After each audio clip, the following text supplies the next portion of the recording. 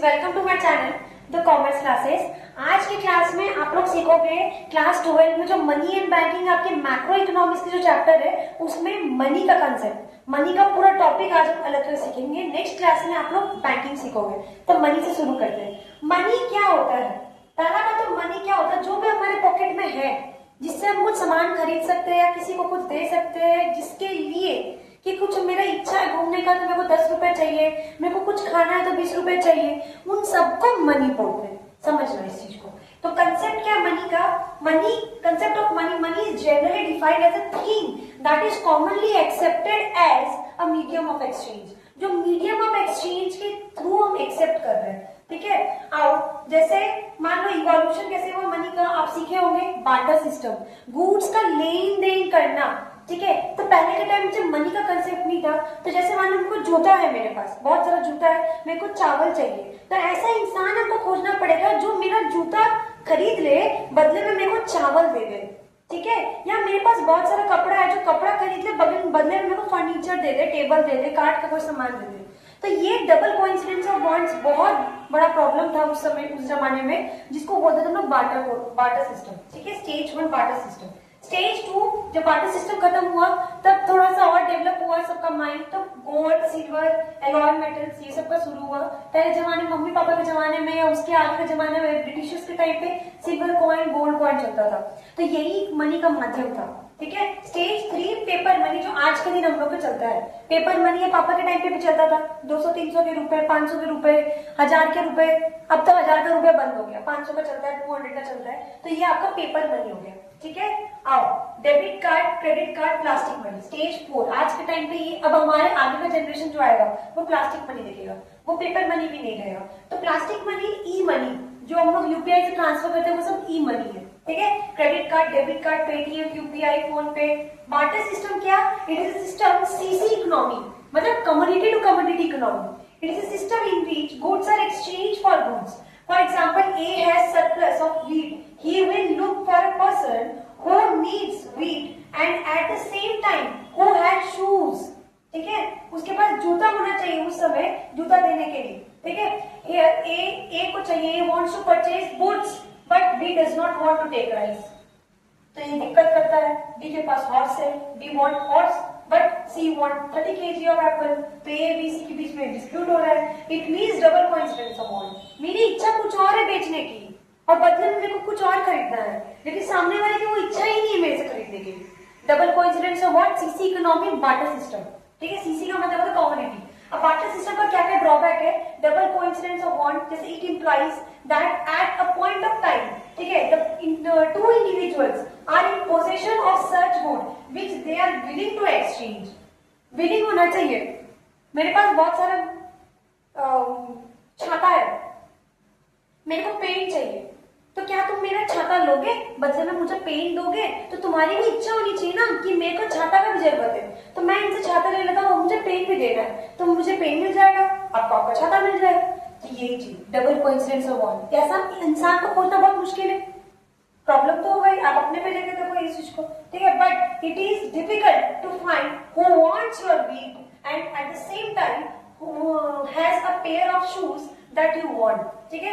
lack of common unit of value in barter system, value of one commodity has to be determined in context of other commodities। क्या बोला कि जितना भी सामान हम दे रहे हैं जरूरी है उसके बदले का जो वैल्यू है वो उतना ही रहेगा। जैसे हम छाता दे रहे हैं, छाता है 200 रुपया का, बदले में मुझे 2 रुपया का पेन चाहिए, यानी कि एक छाता का वैल्यू एक पेन का वैल्यू बराबर हो गया। यही प्रॉब्लम है, यही बोल रहा है। For example, how much of apples you should buy for the banana. Banana के लिए मैं कितना एप्पल खरीदूंगी, या एक एप्पल में कितना बनाना खरीदा जा सकता है, तो वो वैल्यू निकालना बहुत टफ हो जाता था उस टाइम पे, एक कॉमन यूनिट नहीं मिलती थी। Evolution of money has given us a common unit of value, difficult of future payments और contractual payment. Both parties, debtor creditor, run at risk of fluctuations in value of goods exchange. Difficulty of storage of value and transfer of value. Difficulty of storage, हम अगर horse खरीद ली किसी से तो कहाँ store करके रखेंगे? हम उसको खिलाना पिलाना पड़ेगा ताकि वो जिंदा रहे। किसी और को भी अगर हम बेचेंगे तो स्टोर नहीं कर सकते थे, खराब होने का डर था। हम किसी से एप्पल खरीद के ले आए, मेरे को एप्पल नहीं चाहिए, हम 2 बोरा एप्पल खरीद के ले आए, अब 2 बार तो कोई खाएगा नहीं, एप्पल को स्टोर भी तो करने का होना चाहिए, उस जमाने में तो टेक्नोलॉजी था नहीं, ठीक है। तो when what happens if you are transfer you are saving from one place to another, saving मतलब गुड्स यहाँ पे बोला जा रहा है, तो डिफिकल्ट क्या था कि वो इतना एक्सपेंसिव हो जाता था उसको रखना, उस पर खर्चा करना, जो कि मेरे औकात के बाहर था, ठीक है। समझ में आ रहा है? फॉर्म्स ऑफ मनी, मनी 2 तरह का होता है, फिएट मनी और fiduciary money, full body money and credit money, ठीक है। Fiat money it refers to that money which is issued by order authority of government, सरकार की ऑथोरिटी, सरकार की ऑर्डर पे जो इशू होती है उसको बोलते हैं fiat money. It includes all notes coins which the people in country are legally bound to accept it. India में रुपीस चलता है, रुपया हम बाउंड है एक्सेप्ट करने के लिए, हम दूसरे कंट्री का करेंसी नहीं एक्सेप्ट कर सकते इस इंडिया में, ठीक है। हम दूसरे कंट्री के सपोज हम अमेरिका के डॉलर्स के साथ लेन देन कर रहे हैं ना, इलीगल है। तो यही बात बोला जा रहा है, फिएट मनी वो मनी होता है कि जो कि सरकार अपने पावर और अथॉरिटी के थ्रू इशू करती है, ठीक है। अब fiduciary money it refers to that money which is accepted as a medium of exchange because of trust, not on the basis of other order of the government. जैसे cheque, तुम मेरे को fees दिए और चेक काट के दे दिए, हम दोनों का ट्रस्ट है, क्या क्या ट्रस्ट है कि चेक जो है वो बाउंस नहीं होगा, ये चेक जो दिए तुम वैलिड दिए हो, ये चेक देश में चलता है, इस चेक में जो पैसा मेरे को निकलेगा वो वैलिड निकलेगा पैसा, कोई यहाँ पर गलत काम नहीं हो रहा है, ठीक है। तो हम दोनों का ट्रस्ट है, क्रेडिट कार्ड वगैरह एंड ऑल। नेक्स्ट आता है टॉपिक में full body money. Full body मतलब पूरा मनी का बॉडी का ही दाम है, जैसे तुम्हारे उस जमाने में कॉइन्स वगैरह होता था, गोल्ड, पूरा गोल्ड का ही दाम है, ठीक है। It refers to money in terms of coins whose commodity value is equal to the money value as and when these are issued। जब ये इशू हुई उस समय से उसकी वैल्यू कितनी है, ठीक है। उसकी कमोडिटी वैल्यू तो है, उसकी बॉडी की वैल्यू भी है। जैसे money equal to commodity value, 1 kg 1 gram of gold is value of gold coin. Gold का आज के दिन कितना चल रहा है? 1 ग्राम 10 ग्राम का क्या दाम है? 50 1.5 लाख रुपए। तो 1.5 लाख रुपए पूरे गोल्ड का दाम है, ठीक है। उस गोल्ड से आप जो भी बनाओगे वो उतना ही दाम का होगा। तो कमोडिटी वैल्यू की बॉडी की value. Credit money it refers to that money of which money value is more than commodity value. जहां मनी की वैल्यू कमोडिटी की वैल्यू से ज्यादा है, उसकी एक्चुअल बॉडी की वैल्यू से ज्यादा है उसके ऊपर। जैसे value of 10 coin rupees 10 coin is more then it's commodity value. उसको गला दो, उसके अंदर जो निकलेगा, जो बना प्रोडक्ट गला के, उसमें उसका कोई दाम नहीं है, उससे ज्यादा उसके कमोडिटी पे दाम। तो वही मनी, सॉरी कमोडिटी बोल रहे हैं, मनी का दाम है, ठीक है। तो money is greater than commodity value. Function क्या क्या मनी का? 2 फंक्शन है, ध्यान रखना, प्राइमरी एंड सेकेंडरी। प्राइमरी में ऐसे मत लिखना एग्जाम में, ऊपर पहले 2 फंक्शन है ना, प्राइमरी सेकेंडरी। प्राइमरी में 2 होता है, medium of exchange, measure of value और units of value. Medium of exchange help करता है कि एक सामान खरीदने में हमको मनी का काम है, ठीक है। एंड मेजर ऑफ वैल्यू, उसकी औकात पता चलती है, ये स्टाइलस है, ठीक है, ये पेन है, इसके कितने दाम है? 250-300 रुपए, तो इसकी वैल्यू क्या है, ठीक है। अब इधर आओ, secondary function, standard of deferred payment. Secondary function क्या है मनी का? कि डेफर पेमेंट करने का ये एक स्टैंडर्ड माध्यम है। Transfer of value, store of value. आओ पहला number, medium of exchange. Money act as a medium of exchange for sale and purchase of goods and services. पता है, ठीक है। डबल कोइंसिडेंस ऑफ बॉन्ड्स को भी खत्म कर देता है, एलिमिनेट करता है, ठीक है। तो मेरे को ऐसा आदमी खोजने की जरूरत नहीं जो मेरा कोई प्रोडक्ट ले और मेरे को बदले में अपना प्रोडक्ट दे, जो हमको चाहिए, जरूरत है, ठीक है। तो मनी एक मीडियम ऑफ एक्सचेंज की तरह हेल्प करता है। Major of value and store of value, ठीक है। स्टोर कर सकते हैं, मेजर कर सकते हैं वैल्यूज में। Money serves as measure of value and store of unit of account which implies that the value of each good and service is measured in monetary term, ठीक है। एप्पल का दाम 10 रुपया है, कैसे? उसका औकात पता चल रहा है कि उसका वैल्यू क्या है। आओ, standard of deferred payments. Deferred payments refers to those payments which are made sometime in future। ऐसा पेमेंट जो को फ्यूचर में देना, जैसे EMI, लोन्स। तो मनी बहुत हेल्प करती है डेफर्ड पेमेंट करने में इसके, ठीक है।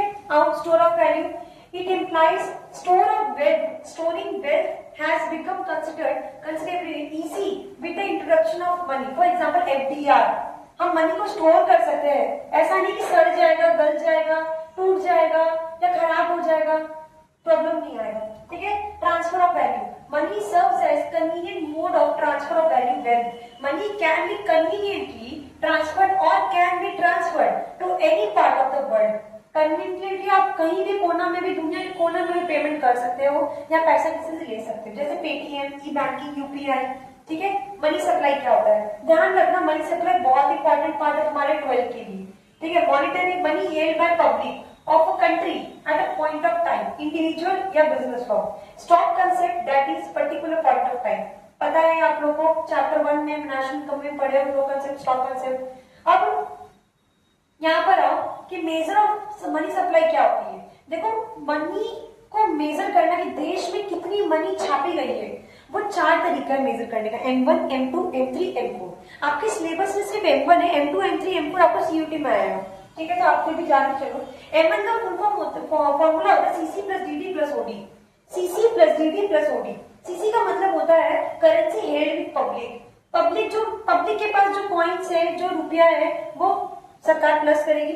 साथ में DD demand deposit of people with commercial bank. Commercial bank में जो हम जमा करके रखे, ये पता होना चाहिए कमर्शियल एंड सेंट्रल बैंक क्या होती है। कमर्शियल बैंक मतलब जो हमारी बैंक है जिसके साथ हम डील करते हैं, ठीक है। सेंट्रल बैंक मतलब बैंकों की बैंक, जो हेड मदर बैंक है, RBI, अपने इंडिया में RBI है तो सेंट्रल बैंक है। तो सेंट्रल बैंक यहाँ पर नहीं आ रहा है, यहाँ पर कमर्शियल बैंक, मतलब देश में कितना पैसा रेगुलेट हो रहा है, 500 का कितना नोट है। M1 के तरीके से जाएंगे CC plus DD plus OD। CC का मतलब होता है कि तुम्हारे पॉकेट में कितना है, लोगों के पॉकेट में कितना है। DD का मतलब होता है लोग कितना बैंक में जमा करके रखे, बैंक के पास लोगों का पैसा कितना है, ठीक है। तो सेविंग्स या current account. OD other deposit, जैसे demand deposit with RBI of public, ठीक है, NABARD, demand deposit with RBI of foreign central government, ठीक है, demand deposit of international financial institution IMF, world bank, ठीक है। M2 का formula M1 जो तुम्हारा CC DD OD का plus deposit with post office saving bank, ठीक है, ये आपके फॉर्मूला नहीं है, बस आपको कोई कैलकुलेशन इसमें नहीं होता है। M1 तो आता ही है net time deposit with commercial bank, and M4 में M3 को प्लस करके total deposit with post office. अब इंपॉर्टेंट पॉइंट्स क्या है, M1 को हम लोग लिक्विड मनी बोलते हैं, M1 लिक्विड देन M4, तो सबसे लिक्विड होता है M1, ठीक है, उससे ज्यादा थोड़ा सा पैसा कम निकलने का चांसेस है M2, M3, फिर M2। M1 M2 narrow money है, M3 M4 ब्रॉड मनी है, ठीक है। M1 M2 नैरो मनी है, M3 M4 ब्रॉड मनी है। कंसेप्ट को याद रखो, यही सब ज्यादातर एग्जाम में पूछा जाता है। अब आओ हाई पावर्ड मनी, जो आपने क्लास कोर्स में है। हाई पावर्ड मनी क्या होता है? High powered money is the sum total of currency held by public people. High powered का मतलब नाम से नहीं कि बहुत पावरफुल है मनी, ऐसा मत समझना, पागल है तुम लोग फिर नहीं। तो हाई पावर्ड का मनी का मतलब होता है कि ऐसा करेंसी जो पीपल हेल्ड करके रखा है, सम टोटल जो पीपल हेल्ड करके रखा है। Vault of cash with commercial bank, cash reserve held by bank itself over and above maintained CRR amount and cash reserve of commercial bank with RBI। क्या बोला? पहला पॉइंट, लोगों के पास जो करेंसी हेल्ड हो रही है, कमर्शियल बैंक जो CRR रख के रखा है अपने पास जो रख रखा है पैसा, ठीक है, खुद के लिए, अनसर्टेनिटी के लिए, and cash reserve of commercial bank in RBI के पास जो जमा करके रखा है, इन 3 चीज को जब प्लस करेंगे तो वो हाई पावर्ड मनी है। This is called monetary base और base money in the economy, ठीक है। This base money is referred to as high powered money because it is basis of this money that banks are able to create credit और demand deposit which serve at money. High powered money thus determines the total flow of money in the economy which includes beside other things demand deposit of bank, ठीक है, ध्यान रहेगा। तो money का एक तरह से तुम ऐसे देख लो, currency plus DD, high powered money में currency plus cash reserve with bank. फिर से बता दे रहे हैं, हाई पावर्ड मनी का मतलब होता है तुम्हारा कि जो लोगों के पास करेंसी है, कमर्शियल बैंक जो खुद के पास रख रखी है अनसर्टेनिटी के लिए CRR, और कमर्शियल बैंक जो सेंट्रल बैंक को देके रखी है, ये 3 चीज को अगर प्लस करोगे तो हाई पावर्ड मनी है। तो आपका 15 मिनट्स में पूरा मनी चैप्टर कंप्लीट हुआ। 1 शॉट रिवीजन है, प्रॉपरली अच्छा से हो गया रिवीजन। आपको कोई भी डाउट हो मनी के बारे में, do comment on my channel, अपने मेरे चैनल में वीडियो के नीचे कमेंट्स करो, मैं शेयर करो, सब्सक्राइब करो, सेव करो, लाइक करो और अपने फ्रेंड्स लोग को दिखाओ, वीडियोस को समझाओ, ताकि थोड़ा सा हेल्प मिले बच्चों को भी। ये बच्चों के लिए ही है, ठीक है। तो all the best and good luck for your exam.